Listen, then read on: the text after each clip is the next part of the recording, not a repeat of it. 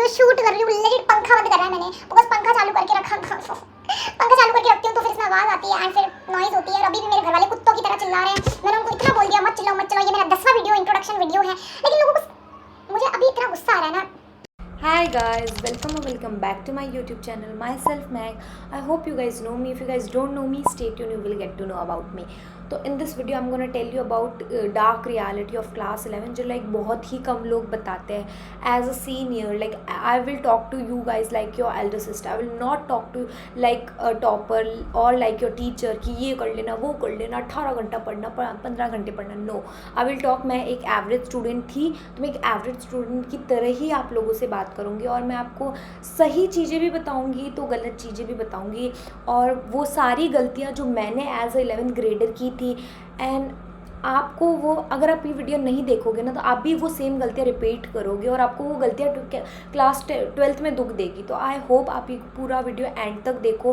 मैंने अपने class 12th में क्या गलतियाँ की थी और क्लास 12th में क्या होता है overall review if you want तो कमेंट डाउन. मैं उसके लिए एक सेपरेट वीडियो बना दूँगी. इस वीडियो में मैं पूरा क्लास 11th के बारे में बात करूँगी.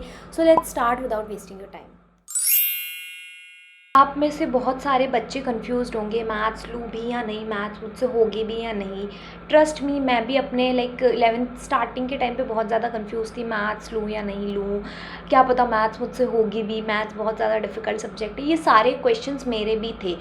तो लाइक अगर आप सोच रहे हो बहुत ज़्यादा कंफ्यूज्ड हो कि यार लूँ नहीं लूँ तो as a elder sister I am telling you कि आप ले लो. लाइक इन 2 सालों में ना आपको बहुत सारी चीज़ें सीखने को मिलेगी.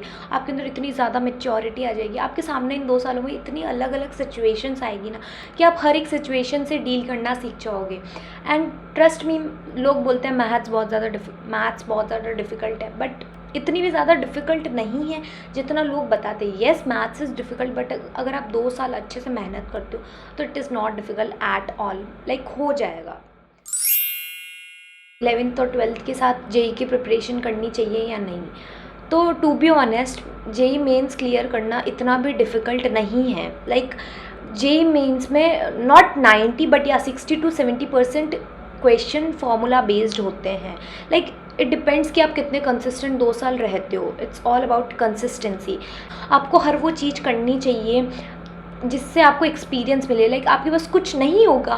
लाइक बहुत सारे लोग ऐसे होंगे जिनको ऐसा लग रहा है कि मुझे तो लाइक बीटेक करनी नहीं है, मुझे जो जेई से मिलता है मुझे वो चाहिए ही नहीं. तो तजुर्बा like experience is a thing which is like बहुत मुश्किल से मिलती है. एंड अगर आपके पास वो है तो आप इन फ्यूचर कोई भी कंपटीशन एग्ज़ाम दोगे तो it will be beneficial for you कि हाँ आपको पता होगा कि आप पैनिक नहीं करोगे. आपको पता रहेगा कि कंपटीशन एग्ज़ाम होते कैसे हैं, कौन कंडक्ट करवाता है, कितना कंपटीशन आखिर है.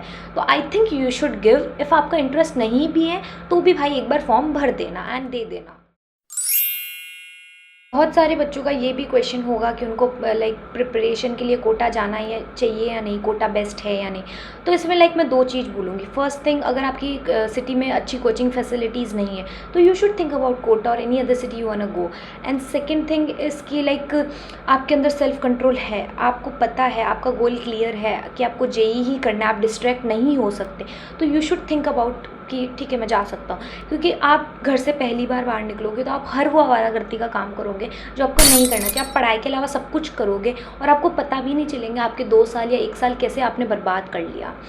सो आपका फ्रेंड आपको बोल रहा है कि दोस्त आज यहाँ घूमने चलते हैं, भाई आज यहाँ घूमने चलते हैं, तो आपको मना करना आना चाहिए कि नहीं मेरे को लाइक अपना ये सब पढ़ना है. एंड आपको फोकस्ड रहना आना चाहिए तो you can go out of your city. Because आप जब अपने शहर से बाहर जाओगे आपके पेरेंट्स आपके अराउंड नहीं होंगे, आपको कोई कहने वाला नहीं होगा. तो आप हर वो काम करोगे जो आप करना चाहते थे बट वो सही टाइम नहीं है वो काम करने का. बट स्टिल आप उस 1 साल को कब बर्बाद कर दोगे आपको पता भी नहीं चलेगा और आप अपने पेरेंट्स का पैसा और अपना टाइम दोनों चीज़ें वेस्ट करोगे. तो कोई भी फ़ायदा नहीं है. Between class 10th and class 11th, class 10th अगर इतना है ना तो क्लास 11th इतना है। Like there is a huge difference between syllabus of class 10th and class 11th। मतलब आपको स्टार्टिंग के 1-2 महीने बहुत कम चीज़ें समझ में आएंगी और आपको ऐसा भी फील होगा यार गलत स्ट्रीम ले ली, कौन सी स्ट्रीम में आ गया, अभी चेंज कर लेता हूँ, बाद में बहुत ज़्यादा लेट हो जाएगा। बट ऐसा कुछ भी मत करना। मेरे को भी अपने टाइम पे ऐसा फील होता था, बट ऐसा आपको नहीं करना है। I am talking about an average student. मैं टॉपर्स के बारे में बात नहीं करूँगी, उनका लाइक स्टार्टिंग से क्लियर होता है उनको क्या करना होता है। सो या और है ना, मतलब आप बहुत ज़्यादा ऐसा होगा कि गिव अप कर देती हूँ यार, स्ट्रीम चेंज कर लेती हूँ यार, बट आपको ऐसा नहीं करना है। 1-2 महीने के बाद वो इतना स्मूथ हो जाएगा ना सब कुछ, मतलब आपको पता ही नहीं चलेगा आपके 2 साल कैसे निकल जाएंगे। हाँ मतलब थोड़ी सी तो डिफ़िकल्ट है, but trust me class 11th is more difficult than class 12th। अगर आप क्लास 11th अच्छे से पढ़ लेते हो ना तो क्लास 12th मतलब में अच्छा स्कोर करना is not a big deal. मतलब कौन से चैप्टर्स बहुत ज़्यादा इम्पॉर्टेंट है, मतलब कौन से चैप्टर्स ऐसे हैं जो आपको पढ़ने ही पड़ेंगे, मतलब वो बहुत ज़्यादा इम्पॉर्टेंट है। तो या मैं आपको टॉपर्स की तरह नहीं बोलूँगी कि सभी पढ़ना, सभी बहुत इम्पॉर्टेंट है, जेईई में तो सब पढ़ना ही पड़ता है। नहीं, ऐसा कोई भी नहीं है जो सारे चैप्टर्स पढ़ता है। सब बच्चे कोई एक चैप्टर स्किप करता है तो कोई 2, कोई 4, कोई 5, सबका अलग अलग होता है। तो मैं ऐसा नहीं बोलूँगी 12 घंटे तो पढ़ना ही पड़ेगा, 12 घंटे इस नहीं।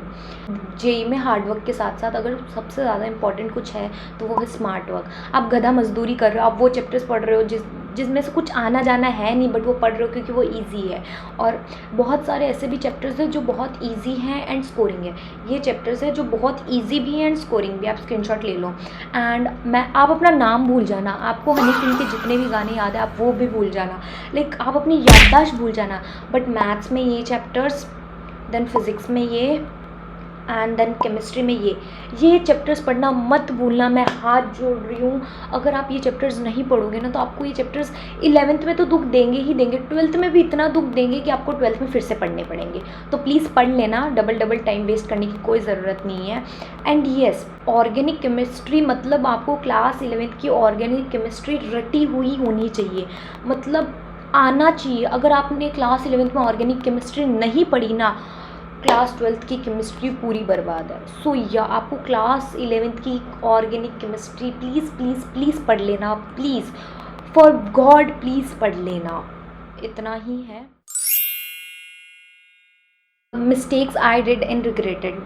तो भाई मैं टॉपर्स लोगों की बात नहीं कर रही हूँ, अगर टॉपर्स ये वीडियो देख रहे हो तो स्किप कर दो, मैं उनकी बात नहीं करती हूँ। तो या आप ऐसी मैंने कौन सी गलतियाँ की थी जो सभी बच्चे करेंगे, बिकॉज़ ये गलतियाँ ना बहुत कॉमन है, हर बच्चा करता है और आपको वो प्लीज़ मत करना, बिकॉज़ मैंने की है, मेरे को रिग्रेट भी हो रहा है। तो थिंग इज़ कि फ़र्स्ट थिंग, अगर आप ऑफ़लाइन हो तो ऑफ़लाइन में ही रहना, अगर आप ऑनलाइन के बच्चे हो तो ऑनलाइन में रहना। ऐसा नहीं कि आधा ऑनलाइन पढ़ लेता हूँ आधा ऑफ़लाइन पढ़, फिर आप दोनों के बीच में लटक जाओगे, आप कुछ भी नहीं कर पाओगे, क्योंकि मेरे साथ भी ये सेम हुआ है।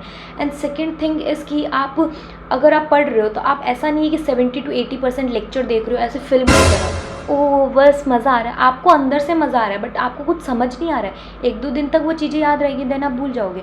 तो आपको ऐसा नहीं देखना है मूवी की तरह बैठ के, आपको लेक्चर पहली बात तो आपको लेक्चर देखना ही नहीं अगर आप ऑफलाइन के स्टूडेंट हो तो। आपको जो पढ़ा रहे हैं वो पढ़ के आओ एंड क्वेश्चन सॉल्व करो। ऐसा नहीं कि आप 80% लेक्चर देख रहे हैं एंड 20% क्वेश्चन सॉल्व कर, बल्कि इसका उल्टा होना चाहिए। आपको 80% लेक्चर क्वेश्चन सॉल्व करना चाहिए और 20% अगर आप लेक्चर देख रहे हो तो it's okay. And second thing is, मैं सोचती थी कि यार मेरे तो टीचर्स ही गंदे हैं, मुझे तो अच्छा पढ़ाते ही नहीं है, मेरे टीचर्स ख़राब है। बट ऐसा कुछ भी नहीं है, टीचर्स का सिर्फ रोल 20% है, बाकी सारा आपका है। Like it's depend on your self study, आप कितना पढ़ते हैं, कैसे पढ़ते हैं। एंड जेईई में for second time once again I am saying कि जेईई में हार्ड वर्क के साथ साथ स्मार्ट वर्क भी बहुत इम्पॉर्टेंट है।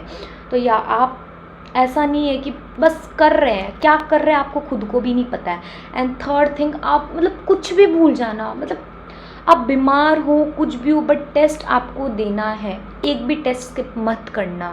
अगर आपने टेस्ट स्किप कर दिया विच मीन्स आप बहुत बड़ी गलती कर रहे हो, बिकॉज आप एक टेस्ट स्किप करोगे देन धीरे धीरे आप दूसरा भी कर दोगे एंड आप फिर धीरे धीरे सारे टेस्ट स्किप करते जाओगे और आपको अपनी रियलिटी पता ही नहीं चलेगी कि आप हो कहाँ पे। आपको रियलिटी चेक अगर कोई देगा ना तो आपका टेस्ट है, एंड ऐसा नहीं कि बस टेस्ट दे दिया और हो गया, ऐसा नहीं है। आपको टेस्ट देने के बाद वापस घर आके एनालाइज़ भी करना है, आपने ये क्वेश्चन गलत किया तो किया क्यों, सही हुआ तो कैसे हुआ, और आपने इसको, आपके बहुत सारे क्वेश्चन ऐसे होंगे जिसमें आप सिली मिस्टेक्स करोगे, तो आपको वो भी एनालाइज़ करना है कि यार इसमें मैंने ये गलती कर दी, मुझे ये गलती नहीं करनी चाहिए थी, तो आपको वो चीज़ याद रहेगी, फिर आप नेक्स्ट टाइम वो गलती रिपीट नहीं करोगे। अगर आप एनालाइज़ नहीं करोगे तो आप वो सेम गलती नेक्स्ट टाइम रिपीट करोगे, बिकॉज मैं भी ऐसा करती थी, मैंने एनालाइज़ नहीं किया था इन माई 11th क्लास, और मैं वो हर एक सिली मिस्टेक रिपीट करती थी जो मैं पहले टेस्ट में कर चुकी होती थी। फिर मेरे को रिग्रेट होता था कि यार बहुत ही छोटी मिस्टेक है ये, मैं कैसे गलती कर सकती हूँ। तो टेस्ट एनालाइज करना is most important. 11th and होते होते क्या होगा, तो 11th एंड होते होते फर्स्ट थिंग इज़ कि आपको PCM स्टार्ट समझ आना स्टार्ट हो जाएगा, एंड आपसे क्वेश्चंस भी होने लग जाएंगे अच्छे खासे, आपके अंदर मोटिवेशन बिल्डअप होगा, जैसे जैसे आप क्वेश्चंस करोगे आपके अंदर मोटिवेशन बिल्डअप होगा। एंड सेकंड थिंग इज़ कि आपका बैकलॉग बहुत ज़्यादा हो जाएगा, मतलब बहुत ज़्यादा तो नहीं बट बैकलॉग क्रिएट हो जाएगा। अब मैं कितना भी मना कर लूँ बैकलॉग कैसे हो गया, बैकलॉग तो क्रिएट करना ही नहीं है, बट इट्स नेचुरल, आप कितनी भी कोशिश कर लो बैकलॉग होगा ही होगा। ये हर एक बच्चे का होता है, इवन टॉपर्स के भी बैकलॉग होते हैं। और आप ना ऐसा मत करना प्लीज़ कि आप सोचना मत कि उस दिन मैं ख़त्म कर ही लूँगी बैकलॉग, नहीं, आपको सोचना नहीं है, आपको सीधा करना है।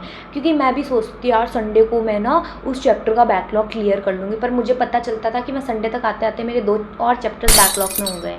तो आपको ऐसा नहीं करना है। एंड थर्ड थिंग कि आपको ना 11th एंड होते होते ना बहुत सारे बच्चे ऐसे होंगे जो बोलेंगे कि भाई यार IIT JEE तो मतलब घटिया है, मैं तो CUET का एग्ज़ाम दूंगा। एंड ये बहुत मतलब 11th स्टार्टिंग में क्या होता है, बहुत सारे बच्चे ऐसे जोश में आते हैं, ये हम मतलब उनका सिर्फ एक ही ड्रीम होता है IIT बॉम्बे में जाके CS ब्रांच लेनी है। मतलब सभी बच्चों के मुंह पे ये ज़बान रटी हुई होती है। एंड 11th एंड होते होते उन बच्चों का हो जाता है यार कुछ ढंग की NIT मिल जाए। एंड 12th एंड होते होते तो माय गॉड, मैं उसको 12th वाले वीडियो में अलग से बताऊंगी। बट या है ना, आपको स्टार्टिंग में बहुत जोश होगा, 11th में आते आते एंड होते होते वो जोश बहुत कम हो जाएगा। एंड अगर आपकी 11th स्टार्टिंग में बैच में अगर 50 बच्चे हैं मान लो, तो वो एंड में आते आते सिर्फ 10 या 15 बच्चे ही आपकी क्लास में आएंगे, 10 या 15 बच्चे ही लेक्चर अटेंड करेंगे, बाकी बच्चे लाइक बहुत गिव अप कर देंगे। अगर मान लो JEE में ना 50 लाख बच्चे अगर 11th में प्रिपरेशन स्टार्ट करते हैं ना, तो ट्रस्ट मी उनमें से सिर्फ और सिर्फ 30 to 25 लाख बच्चे ही 11th के बाद कंटिन्यू करते हैं JEE की प्रिपरेशन। 11th एंड होते होते बहुत सारे बच्चे गिव अप कर देते हैं। एंड कुछ अगर जो डमी में होते हैं वो रेगुलर स्कूलिंग में चले जाते हैं 12th में, बिकॉज मेरे फ्रेंड्स ने भी ऐसा किया था। तो आपको ऐसा नहीं करना है। 11th एंडिंग ना मतलब बहुत एक पीक पॉइंट है होता है प्रिपरेशन के टाइम का, आपको उस टाइम गिव अप नहीं करना है। अगर आपने उस टाइम मतलब आपने उस टाइम को पार कर लिया ना, विच मीन्स आपने फर्स्ट ऑब्स्टेकल पार कर लिया है JEE की प्रिपरेशन का। तो that's it for this video. अगर आपको ये वीडियो अच्छा लगा हो तो please let me know in the comment section. और आप अगर चाहते हैं कि मैं ऐसा सेम वीडियो क्लास 12th के लिए भी शूट करूँ, क्लास 12th की डार्क रियलिटी बताते हुए, तो कमेंटेड डाउन। और अगर मुझे इस वीडियो में अच्छे खासे व्यूज़ और अच्छे खासे लाइक्स मिल जाएंगे तो मैं वीडियो शूट करके पोस्ट करूँगी। एंड अगर आपको कुछ भी अच्छा लगा और कुछ भी डाउट्स हो या कुछ भी पूछना हो तो commented down. And please like my video and subscribe my YouTube channel, because मैं बहुत ज़्यादा मेहनत से वीडियो शूट करती हूँ, लाइक बहुत ज़्यादा मेहनत करती हूँ मैं वीडियो शूट करने में। That's it for this video. Bye bye, take care, मिलते हैं अगली वीडियो।